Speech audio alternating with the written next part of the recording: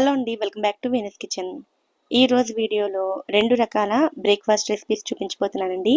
ఒకటి పెసలు సగ్గుబియ్యంతో, రెండవది శనగపప్పు పల్లీలతో. దినుసులు నానపెట్టుకుని ఉంచుకుంటే 2 చాలా ఈజీగా ప్రిపేర్ చేసుకోవచ్చు. మొదటిగా పెసలు సగ్గుబియ్యంతో బ్రేక్ఫాస్ట్ ఎలా ప్రిపేర్ చేసుకోవాలో చూద్దాము.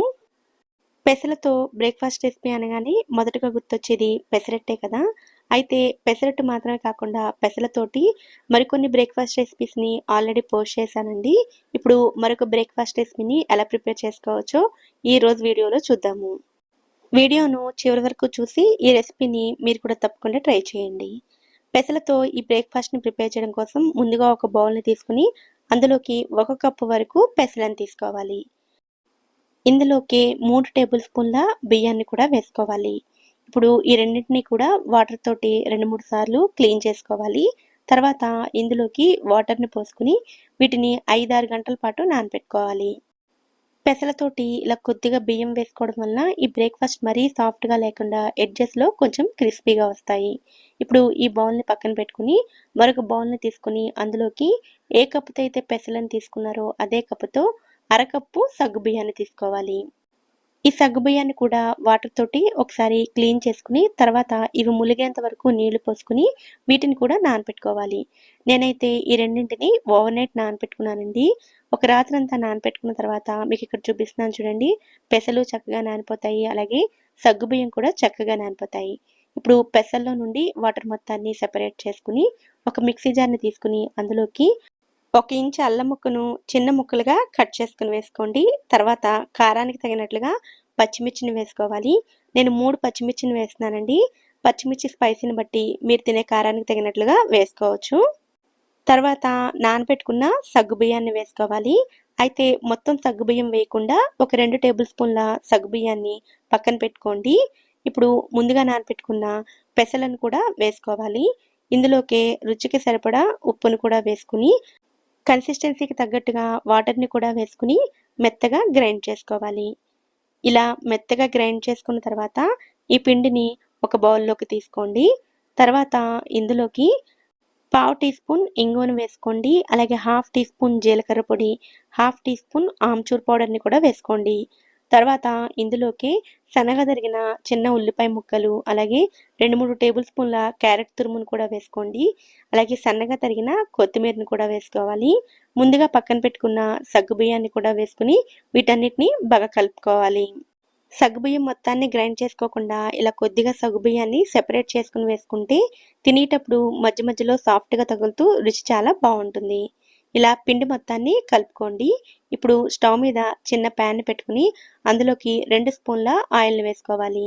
ఈ ఆయిల్ని ప్యాన్ అంతా స్ప్రెడ్ చేసుకోండి. తర్వాత మంటను లో ఫ్లేమ్లో పెట్టుకుని ముందుగా రెడీ చేసుకున్న పిండిని ప్యాన్కి సరిపడా వేసుకోవాలి. ఈ బ్రేక్ఫాస్ట్ చూడటానికి కొంచెం పెసర ఊతప్పంలా అనిపిస్తుంది. అయితే మరీ మందంగా కాకుండా 1.5 లేదా 2 గరిటెల చొప్పున పిండిని వేసుకుని కొంచెం పల్చగానే ప్రిపేర్ చేసుకోవాలి. అలాగే మూత పెట్టుకుని లో ఫ్లేమ్లోనే ఉడికించుకోండి. అప్పుడే పిండి లోపల వరకు బాగా ఉడుకుతుంది. ఇలా ఒకవైపు ఫ్రై అయిన తర్వాత ఫ్లిప్ చేసుకుని రెండో వైపు కూడా ఫ్రై చేసుకుని తీసుకోవాలి. ఇలా చిన్న ప్యాన్లో ప్రిపేర్ చేస్తుంటే మాత్రం మంట ఈవెన్గా స్ప్రెడ్ అవ్వడం కోసం అన్ని వైపులా కొంచెం ప్యాన్ని జరుపుతూ ఫ్రై చేసుకోండి. ఇలా 2 వైపులా ఫ్రై చేసుకున్న తర్వాత బయటికి తీసుకోండి. ఇలాగే మిగిలిన పిండితో కూడా ప్రిపేర్ చేసుకోవాలి. రాత్రిపూట పెసలు సగ్గుబియ్యాన్ని నానపెట్టుకున్నట్లయితే మార్నింగ్ ఏ హడావిడి లేకుండా చాలా సింపుల్గా తక్కువ టైంలో ఈ బ్రేక్ఫాస్ట్ని ప్రిపేర్ చేసుకోవచ్చు. నేను చూపించిన క్వాంటిటీతో అయితే దాదాపుగా ఇలాంటి చిన్న సైజు పెసర ఊతప్పాలను 12 వరకు ప్రిపేర్ చేసుకోవచ్చు. ఇలా ప్రిపేర్ చేసిన ఈ పెసర ఊతప్పాలను ఏ చట్నీతో అయినా సర్వ్ చేసుకోవచ్చు. ఇడ్లీ పిండి, దోస పిండి రెడీగా లేనప్పుడు కానీ లేదా ఈసారి పెసలతో బ్రేక్ఫాస్ట్ చేయాలనుకున్నప్పుడు కానీ ఈ పద్ధతిలో ఒకసారి తప్పకుండా ట్రై చేయండి. మీకు కూడా బాగా నచ్చుతాయి. ట్రై చేశాక మీకు ఎలా అనిపించిందో కామెంట్ సెక్షన్లో నాతో షేర్ చేసుకోండి. ఇప్పుడు రెండో బ్రేక్ఫాస్ట్ శనగపప్పు పల్లీలతోటి ఎలా ప్రిపేర్ చేసుకోవాలో చూద్దాము. ఇది ఒక హై ప్రోటీన్ బ్రేక్ఫాస్ట్ అని చెప్పొచ్చండి. ఈ బ్రేక్ఫాస్ట్ని మీరు ఎప్పుడు కూడా ట్రై చేసి ఉండరు. ఎప్పుడు రొటీన్గా చేసే బ్రేక్ఫాస్ట్లు కాకుండా ఇలా ఒకసారి డిఫరెంట్గా ట్రై చేయండి. మీకు కూడా తప్పకుండా నచ్చుతుంది. ఈ రెసిపీని ప్రిపేర్ చేయడం కోసం ముందుగా ఒక బౌల్ని తీసుకొని అందులోకి 1 కప్పు శనగపప్పును వేసుకోవాలి. ఇందులోకి అరకప్పు పల్లీలను కూడా వేసుకోవాలి. శనగపప్పును ఏ కప్పుతో అయితే తీసుకున్నారో అందులో సగం పల్లీలను తీసుకోండి. ఇంట్లో ఉండే ఏదైనా కప్పుతోటి రెండింటిని కొలిచి తీసుకోండి. ఇప్పుడు వీటిని వాటర్ తోటి 2-3 సార్లు క్లీన్ చేసుకున్న తర్వాత తిరిగి నీళ్లు పోసుకుని వీటిని 4 లేదా 5 గంటల పాటు నానబెట్టుకోవాలి.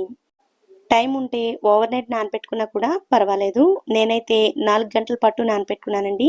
4 గంటల తర్వాత మీకు ఇక్కడ చూపిస్తున్నా చూడండి.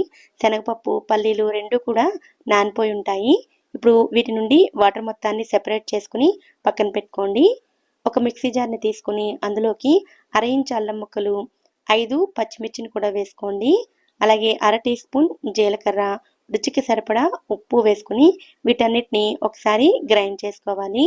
ఇలా గ్రైండ్ చేసుకున్న తర్వాత ఇందులోకి ముందుగా వాటర్ని సెపరేట్ చేసి పెట్టుకున్న శనగపప్పు, పల్లీలను వేసుకోండి. శనగపప్పు, పల్లీలతో చేసే ఈ ఊతప్పం విరిగిపోకుండా బైండింగ్ కోసం ఇందులోకి సగ్గుబియ్యాన్ని వేసుకోవాలి. నానబెట్టిన సగ్గుబియ్యాన్ని 1 టేబుల్ స్పూన్ వరకు వేసుకోవాలి. శనగపప్పు, పల్లీలతో పాటు ఈ సగ్గుబియ్యాన్ని కూడా కలిపి నానబెట్టుకోవచ్చండి. గ్రైండ్ చేసుకునేటప్పుడు కన్సిస్టెన్సీకి తగ్గట్టుగా వాటర్ని వేసుకుని ఇలా మెత్తగా గ్రైండ్ చేసుకోవాలి. ఇలా గ్రైండ్ చేసుకున్న ఈ పిండిని ఒక బౌల్లోకి తీసుకోండి. తర్వాత ఇందులోకి సన్నగా తరిగిన చిన్న ఉల్లిపాయ ముక్కలు, 2 టేబుల్ స్పూన్ల క్యారెట్ తురుము, సన్నగా తరిగిన కొత్తిమీర, అలాగే పులుపు కోసం పెరుగు లాంటివేమీ ఉపయోగించలేదు కాబట్టి అరచెక్క వరకు నిమ్మరసాన్ని కూడా వేసుకుని కలుపుకోవాలి. పిండి అంతటిని బాగా కలిసేటట్లుగా కలుపుకుని పిండిని రెడీ చేసి పెట్టుకోండి. ఇప్పుడు స్టవ్ మీద చిన్న ప్యాన్ని పెట్టుకుని అందులోకి 1 టేబుల్ స్పూన్ ఆయిల్ని వేసుకోవాలి. నూనె వేడైన తర్వాత ముందుగా రెడీ చేసుకున్న పిండిని ప్యాన్ సైజుకి సరిపడా వేసుకుని మూత పెట్టుకుని లో ఫ్లేమ్లో కుక్ చేసుకోవాలి. ఒకవైపు బాగా ఫ్రై అయిన తర్వాత మూత తీసుకుని రెండో వైపు ఫ్లిప్ చేసుకుని రెండో వైపు కూడా మంచి రంగు వచ్చేంత వరకు ఫ్రై చేసుకుని తీసుకోవాలి. శనగపప్పు, పల్లీలతో చేసాం కాబట్టి రెగ్యులర్గా చేసుకునే ఊతప్పం కంటే ఈ ఊతప్పం టేస్ట్ అనేది కొంచెం డిఫరెంట్గా రుచిగా ఉంటుందండి.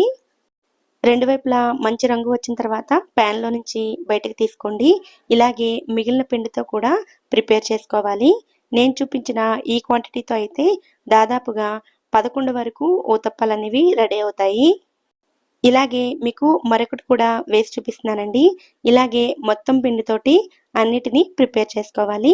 ఇలా ప్రిపేర్ చేసిన ఈ ఊతప్పాలను ఏదైనా స్పైసీగా ఉండే చట్నీతో సర్వ్ చేసుకున్నట్లయితే చాలా చాలా రుచిగా ఉంటాయి.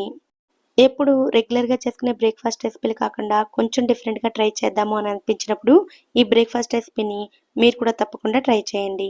ఈ వీడియో కనుక మీకు నచ్చినట్లయితే వీడియోని లైక్ చేసి ఛానల్ని కూడా సబ్స్క్రైబ్ చేసుకోండి. నోటిఫికేషన్స్ మిస్ అవ్వకుండా ఉండడం కోసం పక్కనే ఉండే బెల్ ఐకాన్ని కూడా యాక్టివేట్ చేసుకోండి. Thank you so much for watching.